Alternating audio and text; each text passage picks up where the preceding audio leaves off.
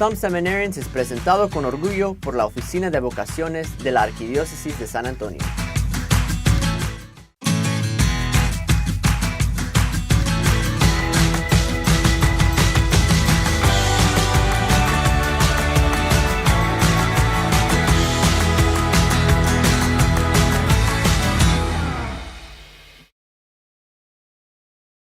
Pues estamos nuevamente acá en Some Seminarians. No puedo creer que ya llevamos 4 temporadas de este podcast. ¿Qué piensas, Guillermo? Hola, Guillermo, ¿cómo estás? Muy bien, Luis, muy bien, Arturo. La verdad es un placer estar aquí una vez más. Nuestra 4ª temporada como seminaristas, un proyecto que se empezó hace 4 años y hoy ya cumplimos bastantes episodios. Sí, es increíble, Arturo. Pues esto es una pequeña introducción porque pues sabemos que eres nuevo en este tema de Some Seminarians, pero es un honor tenerte aquí con nosotros discutiendo todos estos temas tan importantes para todos los que nos ven, para los que están escuchándonos y que de pronto necesitan conocer un poquito de estos temas que son importantes para hacer su discernimiento. Sí, muchas gracias. Justamente es mi primer año, entonces contento de estar aquí participando en este podcast con lo que podamos aportar. Y la verdad, bendecido que me haya tocado con ustedes, grandes amigos, para poder hacer este programa muy bueno, ¿no? Muy ameno, claro, con estos temas que tenemos el día de hoy. ¿Cuáles son, Guillermo? ¿De qué vamos a hablar el día de hoy, Guillermo? ¿Qué pasó? Este Guillermo está tan emocionado con este podcast, Guillermo, que se le fue el habla al Guillermo. No puede todavía reaccionar. Pero ahí te vamos a ayudar, Guillermo, con el tema. Fácil. Hemos hablado de en nuestra vida necesitamos ser hombres virtuosos. Y si estamos queremos aplicar al seminario, pero bueno, no solamente en el seminario, también en nuestra vida cotidiana, tenemos que ser personas de virtudes, ¿sí? Y hoy vamos a hablar de 2 virtudes que son muy importantes. ¿Se imaginas cuáles son? ¿Qué crees que son las virtudes que vamos a hablar? Las virtudes que vamos a ver son 2 virtudes cardinales, que es la fortaleza y la justicia. Fortaleza y justicia. Oh, muy, muy importantes. Yo sé, Arturo, que tú tienes tú estudiaste Derecho antes de estar en el seminario y que estuviste en el gobierno trabajando en México. Importantes virtudes para esa profesión de Derecho. Cuéntanos un poquito cuál ha sido tu experiencia en ese aspecto. Sí, como dices, son virtudes que tienen que ser de la vida, de todos nosotros tenemos que practicarlas como cristianos, como personas humanas, estas virtudes. Y sí, efectivamente, uno como abogado y sobre todo en mi experiencia también apoyando un poco en gobierno en México, definitivamente el tener o el estar bien cimentado en la fortaleza, que ahorita Guillermo con mucho gusto nos va a dar una definición a grandes rasgos de lo que es la fortaleza para poderlo entender de mejor manera, y de justicia también nos puede decir. Simplemente yo les digo, justamente cuando tú quieres apoyar a la gente, cuando quieres dar lo mejor de ti, desde esa parte donde yo estaba de gobierno, de abogado, tienes que tener bien cimentadas estas virtudes. Claro. Es fundamental, diría yo. Es parte de lo que hacemos, lo que ustedes hacían, pero ¿por qué es importante para las personas que nos están escuchando aquí en Some Seminarians? ¿Por qué es importante? ¿Por qué es importante pensar sobre la fortaleza o pensar sobre la justicia? ¿Tú qué piensas al respecto, Guillermo? Lo que yo podría añadir a los comentarios, creo que la importancia de que veamos estas virtudes señalan cómo podemos vivir nuestra vida cristiana más profunda, cómo llevar nuestro discipulado, nuestro apostolado a niveles que de verdad sean identificación con Cristo. Como Arturo comentaba de las diferentes virtudes, cuando pensamos en la fortaleza, una definición que me encantó era que la fortaleza es la virtud que asegura la firmeza y la constancia en la búsqueda del bien, incluso en las dificultades. O sea, pensar nosotros en nuestra vida diaria tenemos diferentes momentos en los que tenemos dificultades, pero siempre buscar este tipo de virtudes nos ayudan a obtener resultados más positivos. Otra virtud que vamos a ver que es la justicia. Una buena definición también es la virtud que nos inclina a dar a cada quien lo que le corresponde, respetando los derechos de Dios y de los hombres y de los seres humanos. Fíjense qué importancia darle a cada quien lo que corresponde. Importantísimo. Y para los que nos están escuchando en este momento, podríamos imaginarnos personas en nuestra vida que tienen marcado estas virtudes, que son parte fundamental de quiénes son. Yo en este momento tengo en la cabeza una santa que para mí representa particularmente la fortaleza y es Santa Teresa de Ávila, una mujer que tuvo muchas dificultades, que le tocó enfrentar diferentes retos muy propios de su época, pero que debido a su fortaleza logró sacar adelante ese gran proyecto que fue la reforma del Carmelo para su comunidad y una gran bendición para la iglesia, precisamente porque supo interiorizar y comprender lo que es la fortaleza. ¿Tienen de pronto ustedes algún otro ejemplo o personas en su vida que de pronto digan, esta persona, siempre que hablo de esto, me recuerda a estas virtudes? Yo podría decir, lo primero que se me vino cuando estaba pensando en fortaleza fue el libro que leí de la Virgen de Lourdes, de Bernadette, Santa Bernadette. Es un libro muy bonito, es una novela, El Cántico de Bernadette se llama, y a mí me impresionó casi al final del libro, cuando la Madre Superiora, cuando ya la tenía a Bernadette ya con la enfermedad muy avanzada, siempre hubo este pique, porque pues obviamente una niñita que tiene la revelación de la Virgen, que tiene esas visiones, pues no todo el mundo le cree, empiezan a ver este tipo de sospechas, de no vaya a ser mentira, no es una hipócrita.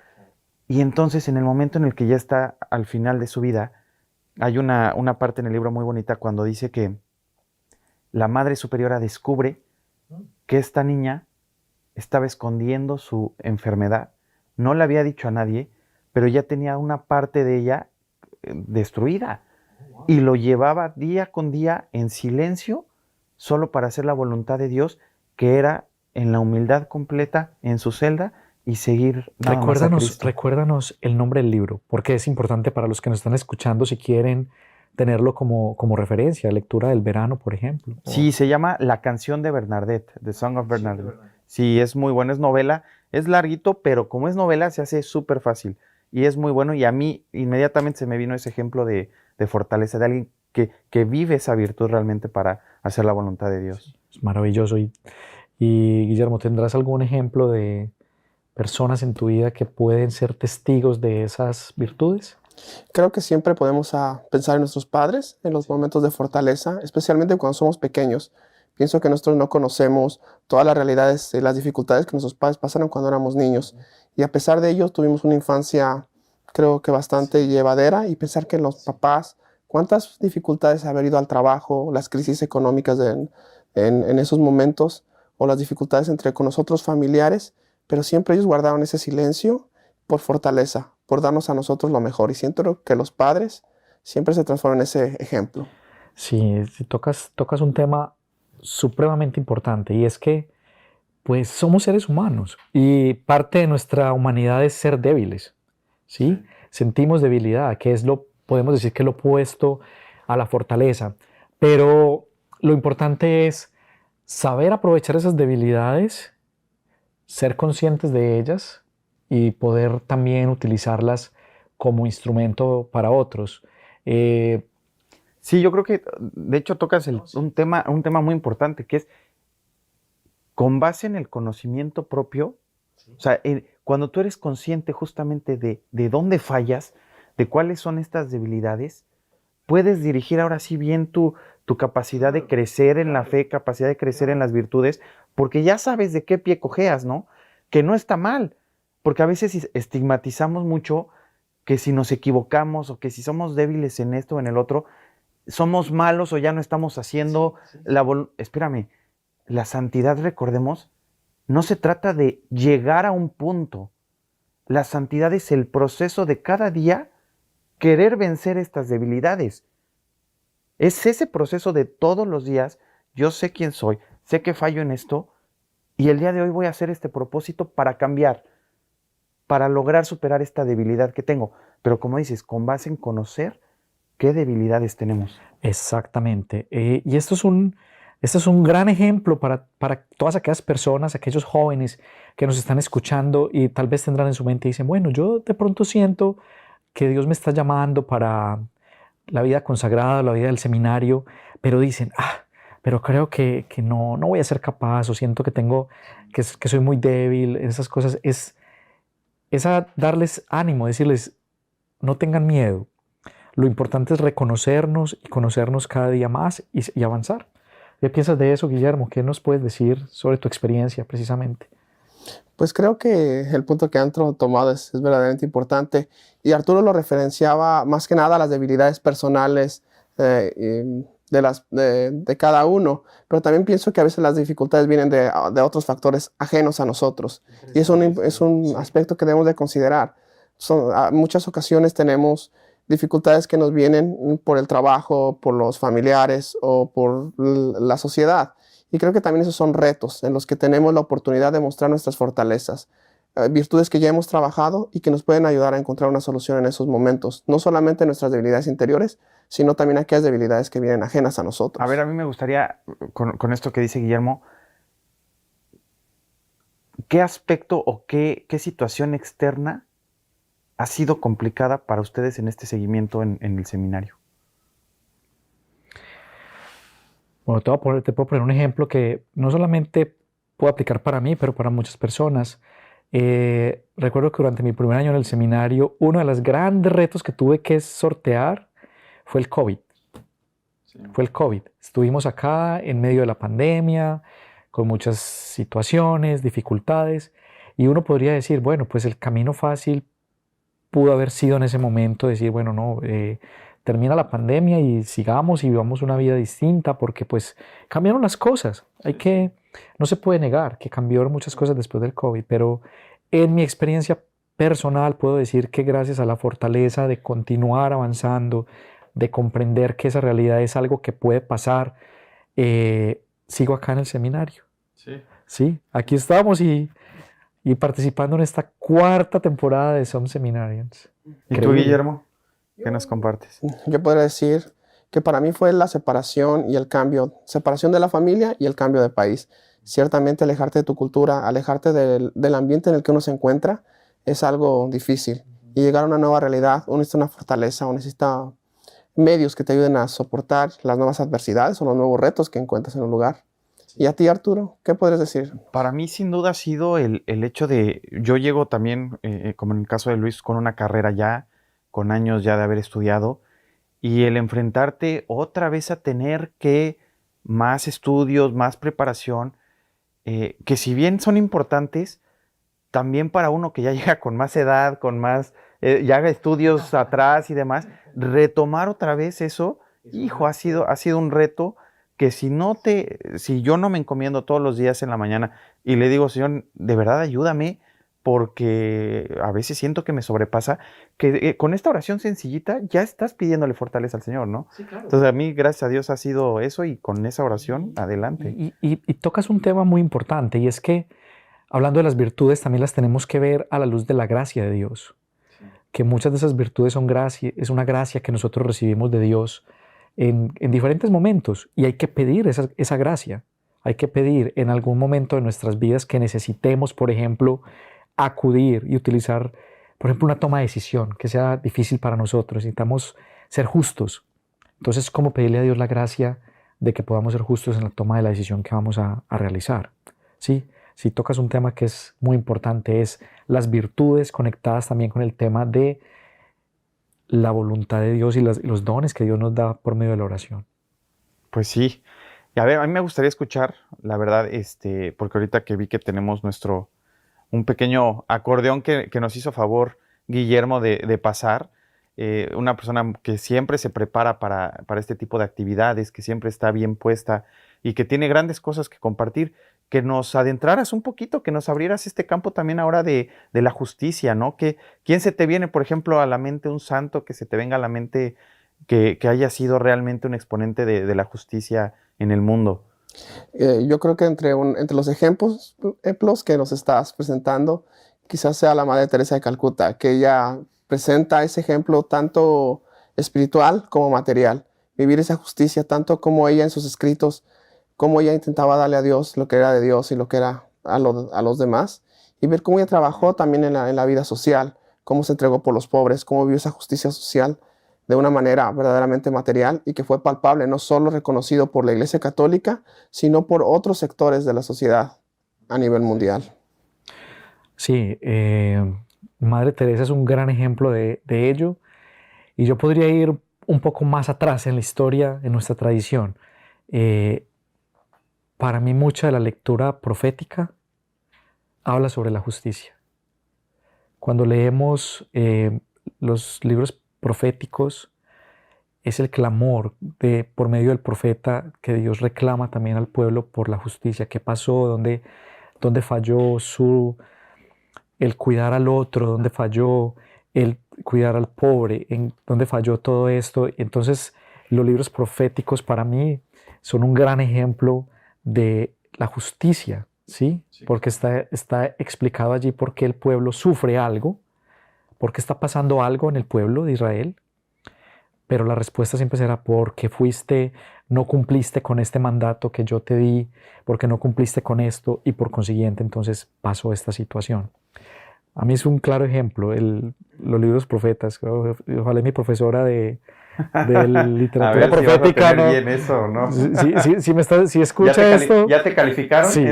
Bueno, entonces estuvo bien. Si la doctora Renata escucha este podcast en algún momento, espero que no vaya a pensar, no me vaya a volver a la clase, pero sí.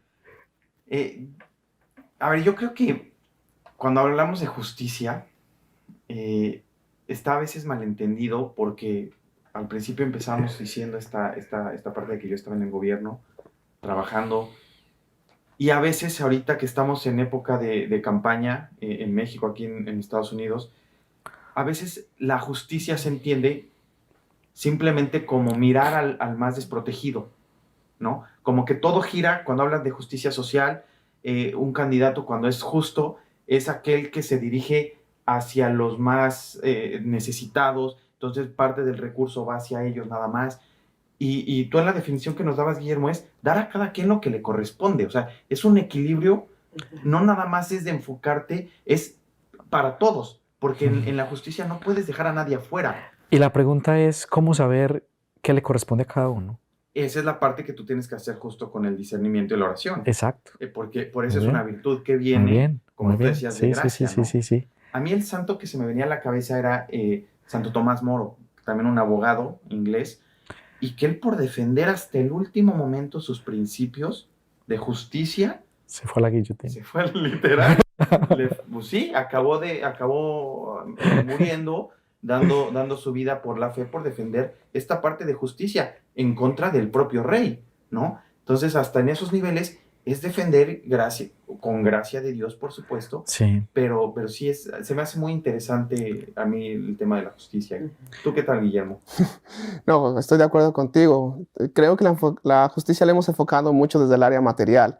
Y creo que Luis, cuando habló de los profetas, tocó el tema de la justicia tanto espiritual, porque la justicia la podemos ver desde esa perspectiva cuando hablamos de fidelidad. La fidelidad, la relación entre nosotros y Dios, no solamente entre nosotros y los demás. Y creo que el libro de los profetas y todos estos escritos reflejan esa intención de querer dar ese compromiso que dimos a Dios alguna vez y tener que cuidar ese pacto que queremos continuar. Y desde ese perspectiva lo veo. Sí, estoy de acuerdo. Yo quiero mencionar un santo que para mí también refleja justicia y es más contemporáneo. Es Monseñor Romero. Sí.